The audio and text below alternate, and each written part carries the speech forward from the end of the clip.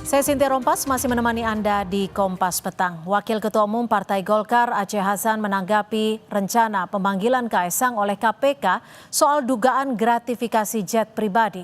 Aceh menyatakan Kaesang bukanlah penyelenggara negara, jadi tidak bisa dikaitkan dengan objek penerima gratifikasi. Menurut Aceh, putra bungsu Presiden Jokowi Kaesang Pangarep bukanlah penyelenggara negara yang bisa dikaitkan dengan objek penerima gratifikasi. Namun soal pemanggilan Kaesang oleh KPK, ia mengembalikan sesuai dengan aturan yang berlaku. Kan gini, Mas Kaesang sendiri kan bukan sebagai penyelenggara negara. Jadi sebagai seseorang yang bukan penyelenggara negara, tentu beliau ya tidak termasuk dalam kategori yang terikat dengan aturan atau soal penggunaan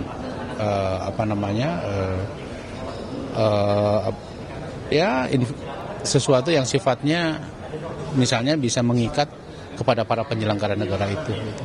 Pemanggilannya sekiranya akan dipanggil KPK menjadi tindakan yang aneh atau seperti apa? Ya kita kembalikanlah kepada aturan yang berlaku ya.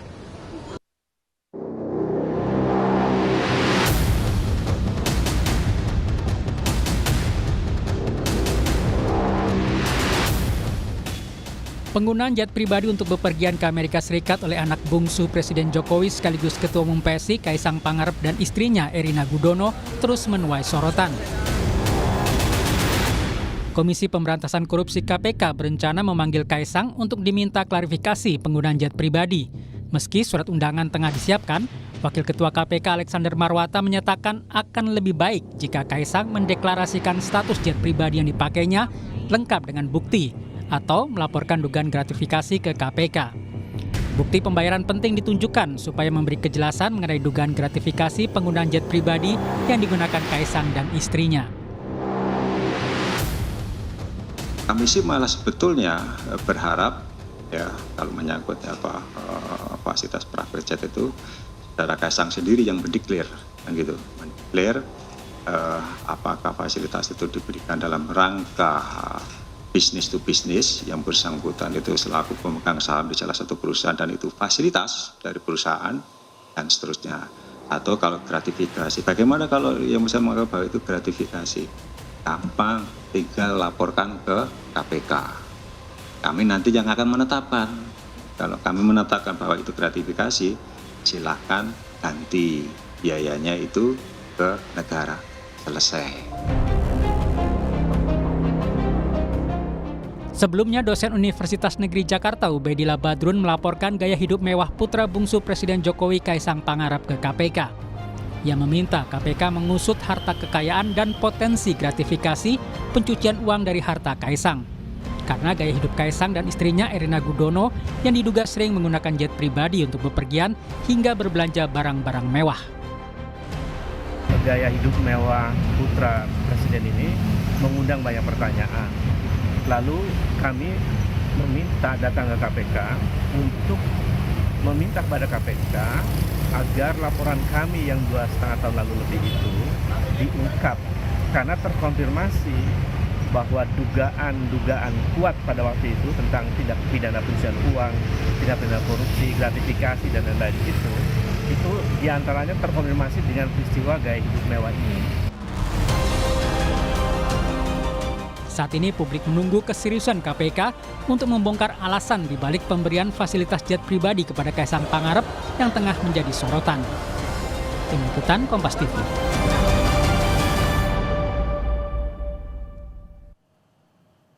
KPK akan mengirimkan surat undangan kepada Kaesang Pangarep untuk mengklarifikasi dugaan gratifikasi fasilitas jet pribadi yang digunakan Kaesang dan istri saat berlibur ke Amerika Serikat. Publik menunggu keseriusan KPK untuk membongkar adanya dugaan gratifikasi yang dilakukan putra bungsu Presiden Jokowi.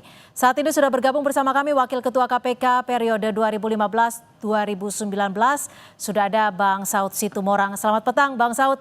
Bang Saud, ini berawal dari postingan Erina Gudono, USA, here we go.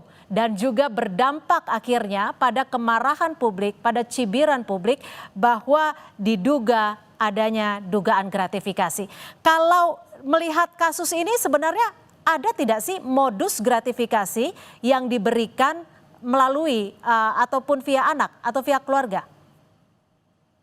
Ya, yang pertama harus dipahami adalah bahwa memang peranan keluarga di dalam pemberantasan korupsi itu cukup tinggi, terlebih itu dalam kaitan pasal yang lebih spesifik, punya pasal 2 atau pasal-pasal lain yang lainnya yang bisa dikenakan kepada seorang terduga tindak pidana korupsi. Dalam hal ini keluarga itu sudah pasti. Modusnya itu kan kalau gratifikasi itu cenderung lewat teman, lewat keluarga, lewat sahabat, lewat yang dikenal dan seterusnya. Jadi pertanyaannya adalah bahwa sebaiknya memang harus diklarifikasi langsung karena ini terkait dengan ada nama perusahaan yang terkait dengan perdagangan online dan kaitan dengan salah satu negara di ASEAN juga yang memiliki potensi konflik terhadap keluarga dari dugaan dari penerima gratifikasi ini. Ya, Jadi pertanyaannya artinya, kembali lagi, jadi artinya langkah yang dilakukan KPK untuk meminta klarifikasi ini sudah tepat, meskipun disebut-sebut bahwa Kaesang bukanlah penyelenggara negara. ya semua warga negara nggak ada alasan dia nggak tahu undang-undang bahwa penyelenggara negara itu including keluarganya. Terlebih kalau kita bicara gratifikasi. Kan kita sudah sering menerima banyak yang sudah diproses bahwa gratifikasi itu masuk lewat istri, lewat anak, dan lain-lain. Dan intinya adalah karena posisi daripada jabatan penyelenggara negara. Enggak juga kalau saya tukang bakso, terus seseorang, orang high profile, memberi ke anak saya, ya kan, nggak mungkin itu. Jadi artinya tetap karena jabatannya. Dan itulah kenapa dalam daftar isian masalah ketika kita membuat undang-undang KPK, membuat undang-undang Tipikor, itu sudah disasar semuanya. Bahwa kaitannya adalah kaitan dengan keluarga itu menjadi bagian penting. Jadi kalau ada orang memahami bahwa dia bukan bagian dari keluarga penyelenggara negara dan boleh menerima segalanya, kan kita sudah tahu semuanya itu ada motifnya. Lalu siapa saja nanti? Lalu nanti siapa saja Bang Saud yang akan diperiksa untuk mengklarifikasi kasus jet pribadi ini?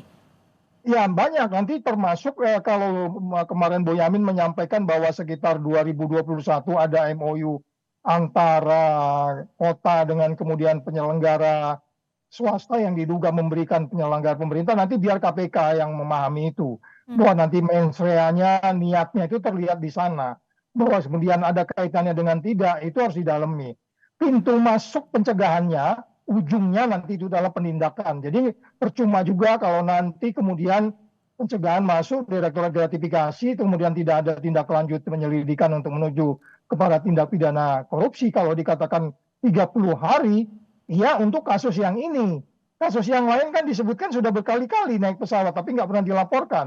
Jadi tindak pidananya kalau menurut saya ini saya sangat clear, bahwa tindak pidananya tidak hanya kemudian kalau dia mengembalikan harga jet itu sekitar 3M atau berapa M gitu ya, kemudian itu selesai. Dia harus KPK harus mendalami pada perbuatan-perbuatan sebelumnya. Perbuatan sebelumnya kan tidak dilaporkan. Kalau itu dikembalikan bukan berarti pidananya juga selesai. Jadi ini masih kita minta, kita harap KPK menggunakan imajinasinya, menggunakan kata hatinya di tengah terpuruknya indeks persepsi korupsi kita 34 akibat 10 tahun belakangan kita menangani tindak pidana korupsi. Jadi ini pintu masuk untuk melakukan penindakan dengan tegas, gitu Mbak. Ya, ada laporan juga kepada Biro Investigasi Praktik Korupsi Singapura soal perusahaan yang memberikan fasilitas kepada Kaesang dalam hal ini. Apa yang bisa dilakukan KPK? Ya, kalau buat Singapura itu sangat clear ya. Tukang ikan nyogok tukang restoran saja atau supir forklift disogok oleh supir truk $1 aja untuk satu kontainer yang nggak ikut antrian aja bisa masuk itu. Jadi kita lihat aja, kita lihat juga nanti Singapura akan lebih serius untuk mendalami ini kalau memang betul ada peristiwa dugaan gratifikasi atau suap dan lain-lain. Jadi kita biarkan kerjasama itu dilakukan, tapi titik awalnya adalah memang seperti company yang disebutkan oleh Boyamin, itu bisa jadi titik awal. Karena ini kan 2021, jangan-jangan sudah puluhan kali yang kemudian yang muncul karena peristiwa kemarin itu flexing, kemudian muncullah tanggapan publik. Dan jangan dibiasakan karena publik memberi tanggapan baru kita melakukan penindakan. Enggak. Memang betul ada yang dalam undang-undang KPK kasus-kasus yang menarik perhatian publik harus diprioritaskan. Itu bisa jadi, tetapi bukan berarti itu triggernya. Triggernya adalah utamanya adalah perilaku konflik of interest penyelenggara negara yang include itu keluarga, anak, menantu, dan seterusnya. Itu sebenarnya yang paling penting. Oke, baik. Terima kasih Bang Saud Situmorang, Wakil Ketua KPK 2015 hingga 2019. Terima kasih, selamat sore.